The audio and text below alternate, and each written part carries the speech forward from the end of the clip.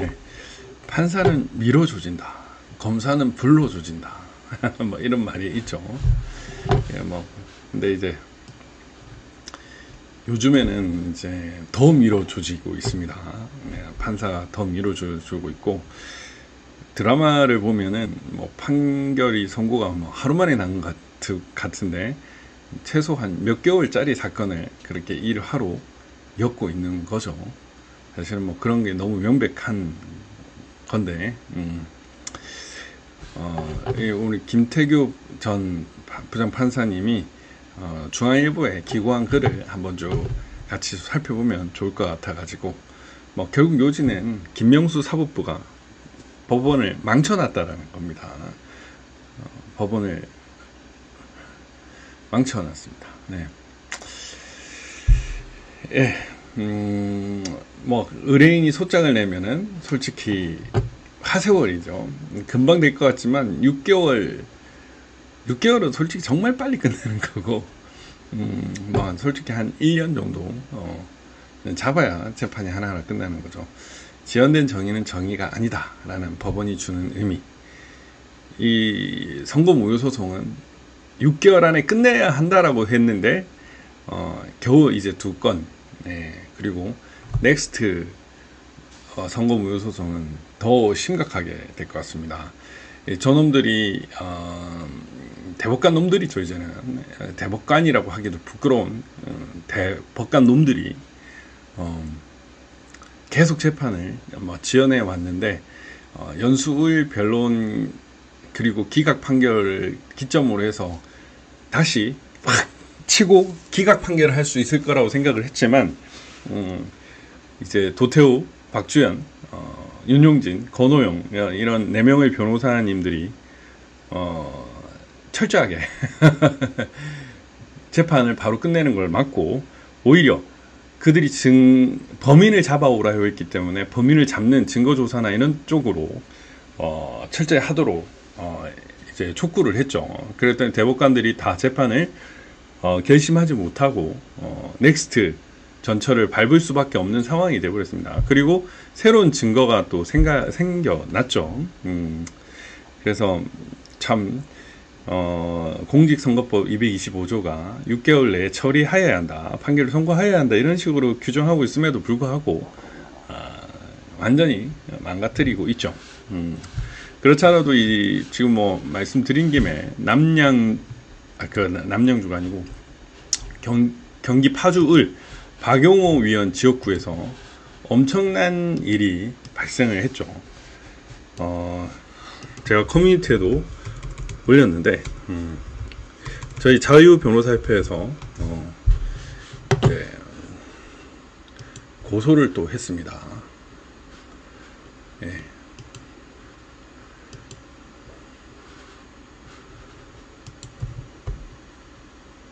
잠깐만, 이게 이렇게 됐구나.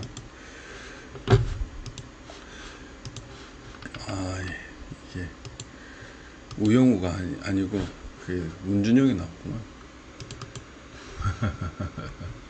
다시. 예, 잔영이 생일 축하해 주신 의병님 감사합니다. 네. 예, 어제 이 부분에 대해서 간단하게 좀 설명을 드리겠습니다. 예.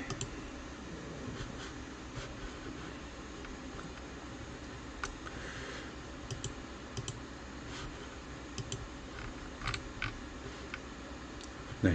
어이구, 이게 다 안 나오는구나, 이게. 이런. 이런. 수정.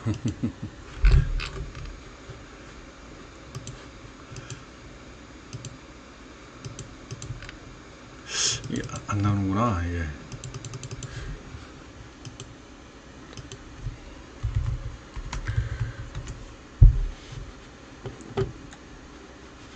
네.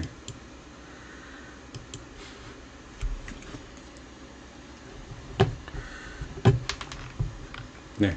뭐 조재현을 압박하는 이제 시민들이 시위가 있습니다. 조재현은 정말 아무런 대응도 못 할 거예요. 아무런 대응도 못 하고 부끄러워 쪽팔려 가지고 할 겁니다. 네. 예, 여기 보시면은 그 밖에 특기사항, 투표 관리관 사인 날인 누락 상황 이런 것들이 있는데, 파주 금촌 이동입니다. 제2투표소에서 오전 9시 30분 때 약 20장의 투표용지가 투표관리관 도장 날인 없이 선거인에게 교부됨. 예, 국회의원 선거 투표 1년 번호지 한 건에 대해서 절취하지 못함. 이렇게 나왔는데, 이 너무너무 재미있는 거죠. 근데 이 어땠습니까? 실제로 재검표장에 갔더니 투표관리관 도장이 다 찍혀져 나온 거예요. 이 말도 안 되는 거죠. 그래서 저희 자유변협은 금촌 이동 제2투표소 투표록에는 오후 9시 30분경 제20장의 투표용지가 투표관리관 도장 날인 없이 선거인에게 교부되었고, 그 후 1년 번호지를 절취하지 못한 채 교부된 투표용지도 한 건 있다고 기재되었는데, 고향 지원에서 시행된 이 파주월 지역구 11월 12일입니다. 재검표 검정에서는 오히려 금촌 이동 이 투표구에 관하여 투표관리관 도장 날인 없는 투표지와 1년 번호 미절치 투표지가 단 한 장도 이게 말이 안 되는 거죠. 예. 오히려 다른 투표구들에게서는 10장가량의 날인 누락 투표지와 3장의 1년 번호 미절치 투표지가 나타났는데, 오히려 여기는 투표록에 그렇게 기재되어 있는데도 불구하고 재검표장에는 전부 다 찍혀서 나왔다는 거고, 미절치 투표지도 금촌 이동에는 안 나왔다는 겁니다. 이게 정말, 그러니까 결국 재검표장에서 발견된 투표지는 전부 다 가짜 투표지라는 얘기죠. 여러분들이 잘 알고 계시는 그 일장기 투표지, 일장기 투표지 같은 경우에도 이게 뭐 법정 증언도 다 나왔습니다. 이런 투표지를 본 적이 없다라고 했잖아요. 예, 지금 이게 일정기 투표지입니다. 이거 뭐 선관위는 이게 만년 도장을 뭐 인주를 해가지고 1000번 이상 찍은 거라고 하는데, 사실은 이 투표지가 1000장만 있는 게 아니었습니다. 그 당시 저희가 본 게 1000장이었고, 실제 권호영 변호사님이 다시 검증과 관련된 기일을 진행하기 위해서 갔을 때는 이 1000장보다 훨씬 더 많은 투표지들, 마치 인쇄 자국 있는 투표지들이 한 3000장이 3000장이 넘었죠. 그렇게 있었던 것처럼 엄청나게 많았습니다. 근데 이 일장기 투표지는 어땠습니까? 투표록 개표록에는 없었는데 재검표장에 나왔다는 거죠. 투표록 개표장에는 없었는데, 개표록에도 없었는데 재검표장에서 수천 장이 나왔다. 그런데 투표관리관이 이러한 투표지를 찍은 사실이 없다. 그리고 이러한 투표지에 찍은 유권자들을 수소문해도 전혀 알 수가 없었습니다. 그런데 어땠습니까, 여러분? 황당하게도 대법관은 이런 투표지를 받은 유권자는 이의제기를 안 했을 수도 있다. 그래서 뭐 투표록에 개표록이 없었지만 실제로 재검표장에 나올 수도 있었다, 이렇게 될 수 있었죠. 근데 역으로 문제가 발생했습니다. 투표록 개표록에는 이렇게 있는데 재검표장에는 이 20장의 투표관리관 도장 날인 없는 게 없어졌던 거예요. 그리고 1년 번호지 한 건이 절취되어 있다고 했었는데, 절취하지 못했다고 했는데 없는 거예요. 있어야 되는데 이제 그 역이 존재하게 된 겁니다. 그래서 이 말도 안 되는 상황에 대해서 이제 대법관 놈들은 어떤 식으로 답변을 할 것인가. 연수는 꾸역꾸역 넘어갈 수 있었는데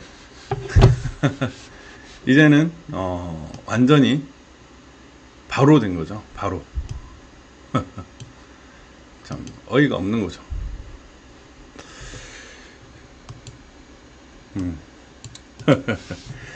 그래서 이 부분에 대해서 쉽게 확인할 수가 있습니다. 그래서 고소를 했고요. 이제 즉각적인 확인이 가능한 거죠. 확인이 가능하고, 손글씨로 써진 투표록 기재는 당사자는 목격자를 불러서 추가적인 확인이 언제든지 가능하다라는 거죠.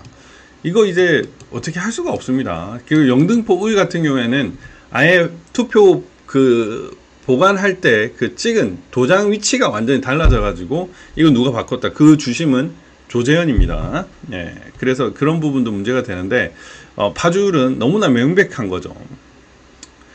그리고 뭐 붉은 화살표 투표지, 그 다음에 배춧잎 투표지 등이 또 나왔죠.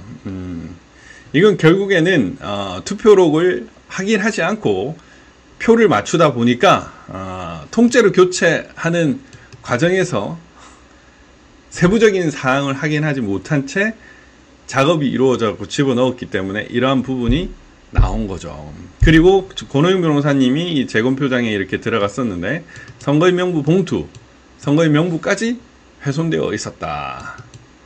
예. 금촌이동 제2투표구의 선거인 명부가 3책 본책으로 표시되어 있으나 2책만 있고 등재번호 1에서 1500까지 1501에서 2913으로 2책으로 분철되어 있었는데 중간에 등재번호 1000후 2책이라고 기재된 간지가 있으나 관인이 없었고 마찬가지로 등재번호 2000후 간지가 있으나 여기에 도장이 날인되어 있지 않았다. 그러니까 이러한 심각한 불법들이 추가적으로 있어서 아마 여기에 대해서는 또 변명을 어떻게 할 것이냐. 예, 못할 것이다. 파주율은 사실 연수율보다는 증거가 더 많이 나왔습니다. 그리고 지금 관내 사전투표 또 분석을 하고 있고요. 그리고 기존의 진동면이나 군내면 같은 경우에도 명백히 부정선거의 증거들이 있는 것이기 때문에 이 부분에 대해서도 아마 좀 강하지 않을까 싶어요. 그놈들이 대법관 놈들이 과연 어떤 식으로 판결을 할까 좀 그렇습니다. 2년 이상 지난 장기 미제 사건에 대해서 보고서를 쓰도록 하고 있다. 사건을 묵히는 일을 없애려는 최소한의 장치인데 근데 최근 민사소송은 3배, 형사소송 2배로 늘어났다. 첫 재판기일이 지정되는 기간도 많이 불어났고 지금은 5개월 정도 소요된다고 합니다. 그리고 심할 때는 1년이 다 돼서 첫 재판기일이 잡히기도 하는데 미뤄조진다라는 그동안의 말. 예, 검사는 불러조지고 판사는 미뤄조진다. 이 절감을 하고 있는 사건이죠. 예. 이게 훨씬 더 많아졌다는 거죠. 합의부 심리기간, 항소심 처리기간이 전부 늘어나서 진짜 큰일 났다는 겁니다. 근데 판사라는 신분 때문에 자존감도 높고 야근도 이제 했는데 심지어 이제 과로로 죽는 경우도 있었는데 이제 판사들이 별이라는 고등부장 판사 제도가 있었기 때문에 그거 하나 받으려고 차도 나오고 차관급 대우를 받으니까 그거 하나 보고 이렇게 버티고 로펌으로 안 가고 있었는데 그거를 없애버린 거죠. 뭐 판사 수가 부족하다. 소송의 신속성을 저해할 정도로 그 사람들이 절차에 대해서 문제가 많다. 그렇지만 제일 중요한 거는 열심히 일할 동기가 없어졌기 때문이다. 고등법원 부장판사 승진제도가 없어졌다. 그래서 이거 하나 때문에 사람들이 열심히 일했다고 뭐 저 솔직히 잘 이해는 안 가요. 뭐 차관이나 뭐 부장판사는 큰 차이는 없지 않을까 싶지만 또 한편으로 이거 하나 보고 판사들이 열심히 했다고 합니다. 그래서 이게 없어져 놓으니까 결국 법관 서열화 타파가 명분이었지만은 경쟁 피하고 싶은 판사들 심리가 반영이 됐고 사건 처리 통계나 이 성적표를 나름 판사들마다 내렸는데 이런 부분에 대해서 경쟁을 하지 않아도 된다 라는 점인데 그로 인해서 사실은 이제 인기만 쫓는 판사가 많아지고 김명수 라인 뭐 국제인권법 학회나 우리법 연구회 뭐 이런 애들이 지금 계속 올라오게 된 그런 것들도 사실은 이제 기존의 서열이나 성적, 능력 위주의 판사들이 이제 빛을 발하지 못하라는 거죠. 그래서 열심히 일할 동기가 없어졌고 결국에는 뭐 배석 판사가 난 적당히 가겠다 이런 식으로 하면은 그냥 뭐 어떻게 할 수가 없는 그런 상황이 돼버려. 열심히 야근 이런 거 안 하는 그런 판사들이 많아져 가지고 점점 더 늘어나는 이런 문제가 발생했다는 겁니다. 예, 그래서 망했다는 거죠. 그래서 뭐 이런 것들을 여러분들도 알고 계셔야 되는데, 결국에는 이런 겁니다. 결국 김명수, 조재현, 김상환, 이게 김명수 재판 그 대법원장 하에 법원 행정처장이죠. 이들이 지네들은 높이 올려가놓고 실제로 판사들이 일할 수 있는 동력을 끊어버린 거죠. 그러면서 자기 코드 인사만 남발을 하니까 결국에는 열심히 하는 판사들이 점점 적어진다. 옛날에는 뭐 성적 좋고 능력 좋고 이러면은 판사가 쭉쭉 올라갔는데, 지금은 그런 것들이 완전히 없어진 거죠. 그래서 법관 판사가 무너졌다, 그런 생각이 듭니다. 예. 우영우에서는 일사천리로 재판이 진행되지만 실제로 그렇진 않죠. 일사천리로 그렇게 하고 한 번에 이렇게 되는 것도 아니고, 다만 이 우영우 재판을 보면은 이 사실 변호사들이 법리가 아니라 사실관계를 주로 많이 다루죠. 결국에는 사실 이렇게 사실관계를 잘 다루는 변호사들이 거의 없습니다. 왜냐하면 그 주어진 사실에 대해서 다투는 경우가 많지, 사실관계를 잘 찾는 변호사는 드물어요. 물론 박준현 변호사는 사실관계를 잘 찾죠.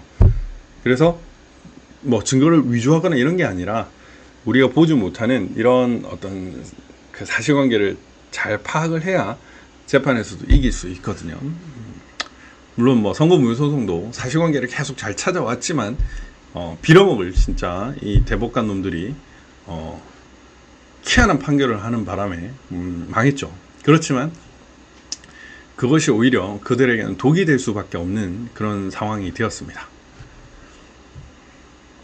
김명수가 아마 내년까지 아닌가 싶어요. 내년 중반 그때까지 임기인 걸로 알고 있는데, 그 전에 구속시키면 좋을 것 같습니다. 혼내야 되겠죠. 조재현이가 지금 선고무효소송을 지연시킨 제1책임자입니다. 걔가 그 법원 행정처장을 했기 때문에 그런 자를 집중적으로 직무유기로 고소를 하는 것도 되게 좋은 방향이라고 생각을 합니다. 네.